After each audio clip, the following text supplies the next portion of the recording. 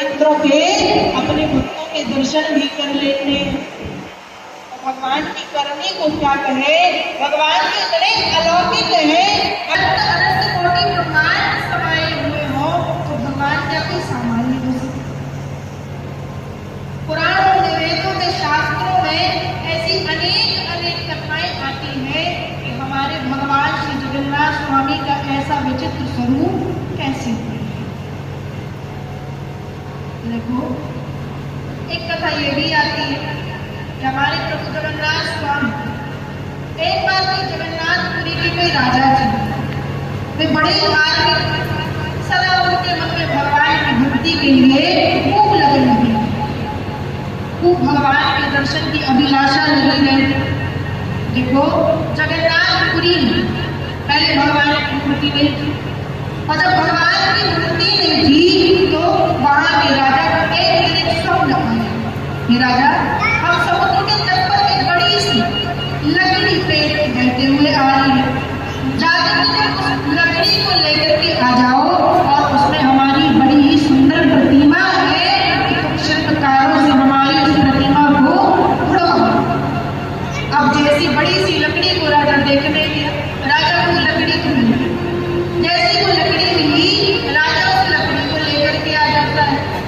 बड़े बड़े देश विदेश के शिल्पकार अपनी कला को प्रदर्शित करते हैं, परंतु अनेक अनेक देश के जब शिल्पकार वहां पर आए, किसी को भी उसमें भगवान की प्रतिमा नहीं दिखाए, न तो कोई बनाता है। उसी समय भगवान की करुणा से, भगवान श्री जगन्नाथ की इच्छा से विश्वकर्मा जी, जिन्होंने बड़े बड़े भगवान के महलों की रचना की, बड़ी सुंदर सुंदर स्त्रियों की रचना की, ऐसे विश्वकर्मा जी महाराज वहां पर एक वृद्ध साधु बना करके पहुंच गए।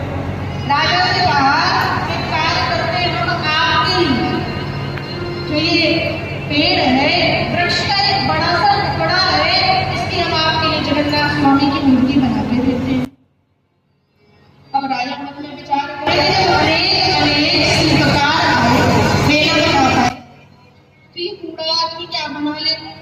फिर भी जब इन्हें कहा है तो फिर इन्हें मौका दिया जाए। वो जो वृद्ध रूप में शिल्पकार विश्वकर्मा जी आए हुए थे, वे कहते थे, देखो हमारे लिए एकांत कक्ष चाहिए, और हम जब भगवान की प्रतिमा को बनाएंगे तो उस कक्ष में कभी भी कोई भी ना तो आएगा और ना ही हम कक्ष से निकलने वाले। पुराणों में ऐसी यात्रा आता है कि 21 दिन तक शिल्पकार श्री विश्वकर्मा जी उस मूर्ति को बनाने में लग जाते हैं। 21 दिन तक तो खूब लकड़ी की आवाज आती है, खूब हथौड़े की आवाज आती है, छेनी की आवाज आती है, परंतु जैसे 21वें दिन अब तो ना तो लकड़ी की आवाज आ रही है, ना तो छेनी की आवाज आ रही, ना तो हथौड़े की आवाज आ रही है। राजा मन में विचार करे कि 21 दिन हो गए, ऐसा करे कि वो पूरा इंसान जो अंदर लकड़ी लेकर के गया था, भगवान बनाने के लिए गया था, वो मर गया। रानी से कहा, रानी अब तो बहुत दिन हो गए, 21 दिन से ना तो उस बूढ़े बाबा का पता है, ना तो हमारे भगवान का पता है कि हमारे भगवान बने हैं या कहाँ पहुंच गए। रानी को जैसी आज्ञा दी, रानी ने जाकर के उसके बारे में खोली। जैसी उस किवाड़ को रानी ने खोला, उसी समय वो वृद्ध रूप में जो बाबा का रूप धारण करके विश्वकर्मा जी आए थे, वे तो वहां से लोग हो जाते, वहां से चले जाते, अंतर्ध्यान हो जाते।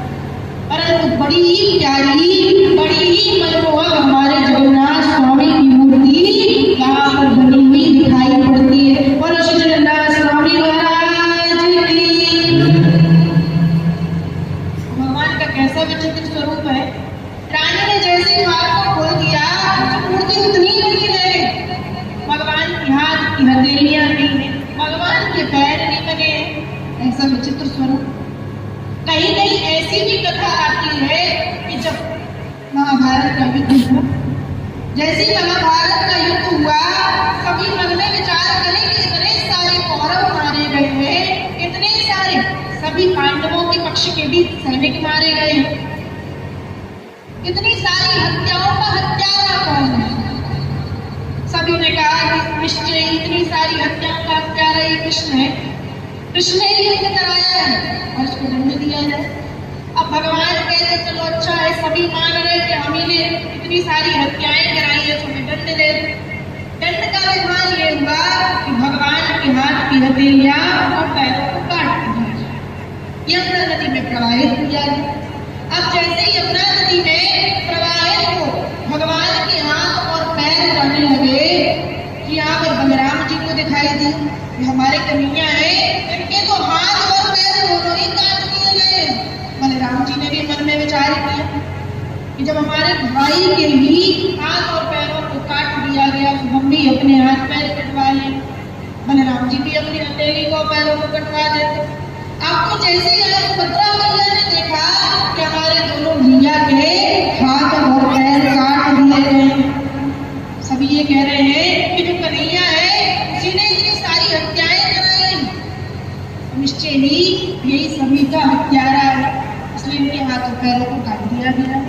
अब जब हाथ और पैरों को काटा, अब तो सुभद्रा मैया ने संकल्प ले लिया कि यदि हमारे भाइयों के हाथ और पैर नहीं तो हम भी अपने हाथ पैर कटा लें। भाइयों के तो केवल हथेली कटी, सुभद्रा मैया ने तो अपने दोनों हाथ ही कटा। कहीं भी ऐसी भी कथा आती है, परंतु देखो जगन्नाथपुरी जो कि भगवान का एक बड़ा ही अलौकिक, बड़ा ही प्रसिद्ध तीर्थ क्षेत्र है, प्रसिद्ध धाम है। हम आप सभी जानते हैं वहां पर अनेक अनेक चमत्कार होते रहते हैं, अनेक अनेक भक्त भी वहां पर जाते हैं और भक्त जाकर के वहां पर भगवान को प्रसन्न करने के लिए अनेक अनेक यत्न, परंतु यत्न कौन करता है? जिसकी भगवान से लगन लगी, जिसको भगवान में आस्था हो, जिसको भगवान में भरोसा।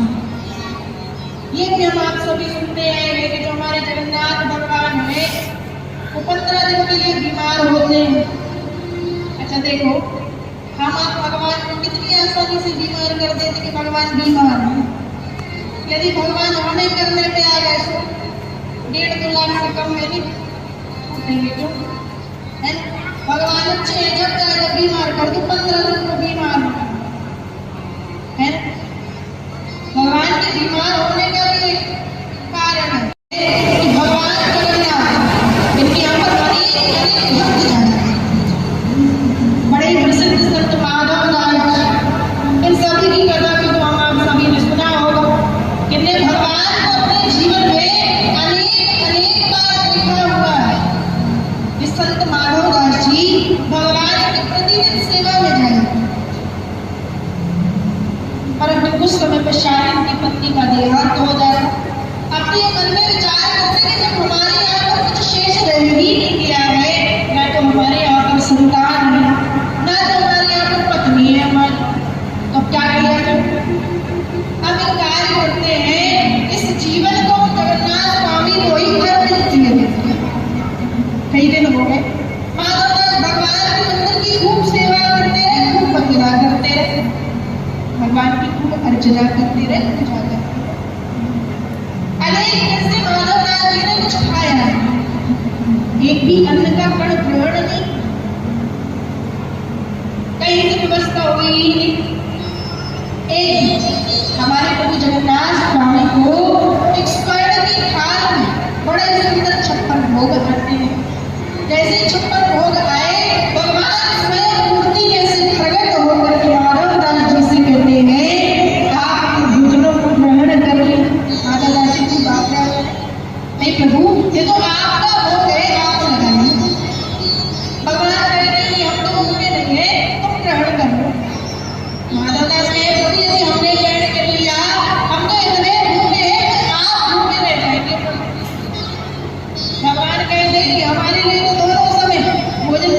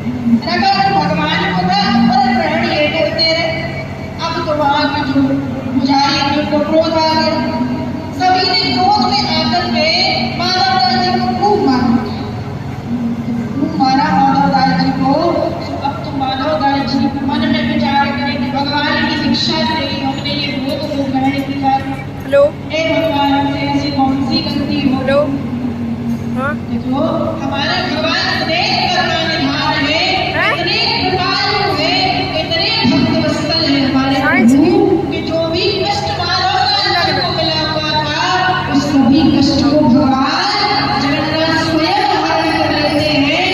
इसलिए आज भी हमारे भगवान बीमार, भगवान क्यों बीमार होते हैं?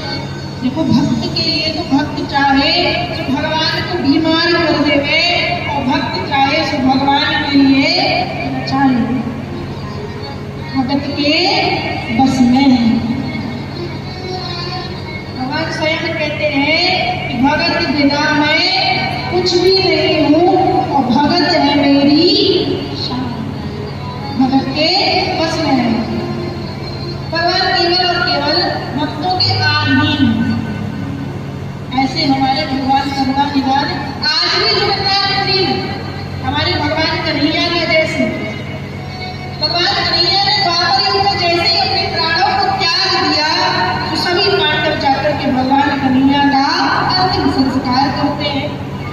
अंतिम क्रिया जैसे कि भगवान का सारा देह तो चल जाता है, परंतु जो भगवान के देह में भगवान कन्हैया का जो हृदय है वो पसंद है। जब वो नहीं चला, पांडवों ने मन में विचार किया भगवान तो चले गए, भगवान का देह भी नष्ट हो गया, परंतु हमारे प्रभु का जो हृदय है वो अभी भी थोड़ा भगवान ने आकर के आदेश दिया, ये राजा हम आपकी जगन्नाथपुरी में आकर के भगवान होना चाहते हैं। आप एक कार्य करिए, आप समुद्र के तट पर जाकर के हृदय को लेकर आइए और हमारी बड़ी ही सुंदर प्रतिमा में उस हृदय को स्थापित। जगन्नाथपुरी का जो नियम है हर 12 वर्ष में भगवान की नई प्रतिमा बनाई जाती है, परंतु जो हृदय है उतना हिस्सा भगवान का लकड़ी समेत पहले वाली प्रतिमा से निकाल लिया जाता है। जो भी भगवान के उस जीवित हृदय के दर्शन कर लेता है निश्चय उसकी उसी समय मृत्यु। परंतु आज भी जगन्नाथ जी की प्रतिमा में भगवान का हृदय आज भी धड़कता है। भगवान इतने करुणा निधान है, हम आप कहते हैं कि भगवान है नहीं, भगवान है नहीं, मानता है भगवान को, उससे पूछो कि भगवान क्या है और भगवान की कृपा और करुणा। अच्छा भगवान होते नहीं तो क्या भक्त यहाँ पर है? हम आप कहते कि भगवान की बड़ी भक्त बनी फिरती है। भगवान इस धराधाम पर मौजूद है, उनकी कृपा मौजूद है। जब हम आप सभी आज जीवित, भगवान तो घट घट में व्याप्त है, कण कण में भगवान है, पशु में पक्षी में हर देह में भगवान समान रूप से विराजमान है। और देखो भगवान जो घट घट में है, अगर भगवान को ना पहचान सके तो निश्चय ही हमारा जीवन व्यर्थ है। घट घट में सूझत नहीं लानत ऐसे जिंद और तुलसी ऐसे जीव को भयो मोहिया। भगवान घट घट में है, परंतु जिसको भगवान दिखाई नहीं दे रहे, ये समझ लो कि हमारी आंखें नहीं है, केवल मोर पंख है। भगवान ने आंखें दी तो है, परंतु कैसी है? मोर पंख के समान है। जिसने अपने कानों से भगवान की कथा को न सुना, जिसने कभी भी भगवान के मंदिर के दर्शन न किए हो, जिसके पैर कभी भी भगवान की कथा में न गए हो, जिसके हाथों ने कभी भी भगवान की सेवा न की हो, तो निश्चय ही यहाँ पर बिना सिर और पूंछ का पशु ही बना हुआ बैठा है। हम आपसे अच्छे तो पशु हैं, केवल अपने लिए जी रहे हैं, केवल अपने लिए खाने के लिए यत्न कर रहे हैं। देखो जब जीव 84 लाख योनियों को भोग करके आता है तो माता के गर्भ में भगवान से ये यातना प्रार्थना करता है कि भगवान आप जितनी भी यातना आप हमारे लिए दे रहे हैं, इन कष्टों का आप हरण कर लीजिए प्रभु। जैसे ही हम इस संसार में प्रकट